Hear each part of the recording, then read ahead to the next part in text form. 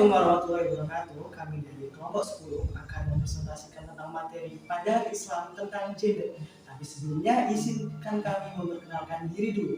Ada saya sendiri, MFK Aditya NIM 2521034 dan rekan saya Linda Ramanita dengan NIM 2521056. Dan saya adalah Aprilia dengan NIM 2521038. Dalam materi kali ini kami akan mempresentasikan 3 pokok utama, yaitu pengertian gender, permasalahan adanya gender, dan pandangan Islam tentang gender. So, here we go. Yang pertama adalah pengertian gender. Menurut bahasa, kata gender diartikan sebagai kelompok kata yang mempunyai sifat maskulin, feminim, atau tanpa keduanya, yang berarti netral. Dari pengertian tersebut dapat dipahami bahwa gender adalah perbedaan yang bukan biologis dan merupakan kodrat Tuhan. Konsep gender sendiri harus dibedakan antara kata gender dengan jenis kelamin. Gender ini berbeda dengan jenis kelamin, dan gender bukan merupakan kodrat dan tercipta melalui proses sosial dan budaya yang panjang yang dipengaruhi oleh lingkungan sekitar. Maka dapat diartikan bahwa secara umum gender adalah perbedaan yang tampak antara laki-laki dan perempuan yang dilihat dari nilai dan tingkah laku.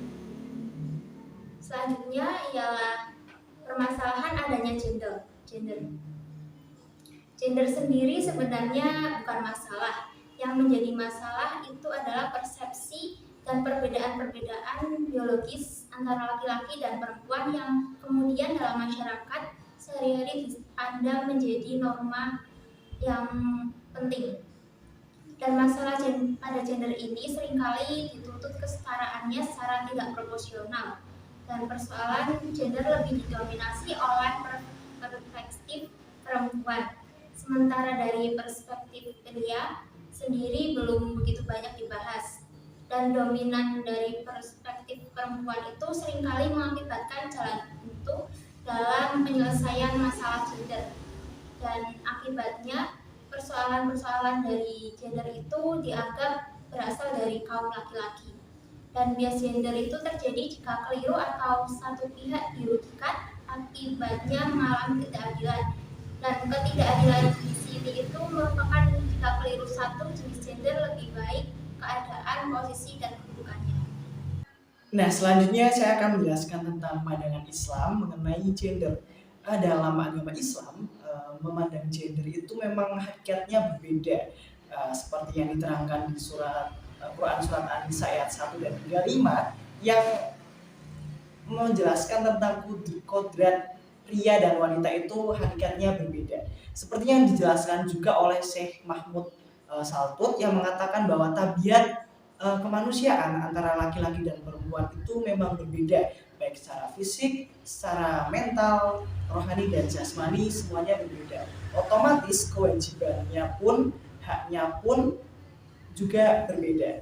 Nah, sekarang saya akan menerangkan dalilnya untuk memperkuat pendapat kelompok saya. Yang pertama itu ada Quran surat An-Nisa ayat 35 yang artinya, dan jika kamu khawatir terjadi persengketaan antara keduanya, maka kirimlah seorang juru damai dari keluarga laki-laki dan seorang juru damai dari keluarga perempuan. Jika keduanya bermaksud mengatakan perbaikan, niscaya Allah akan memberi taufik kepada suami istri. Sungguh Allah Maha mengetahui dan Maha teliti.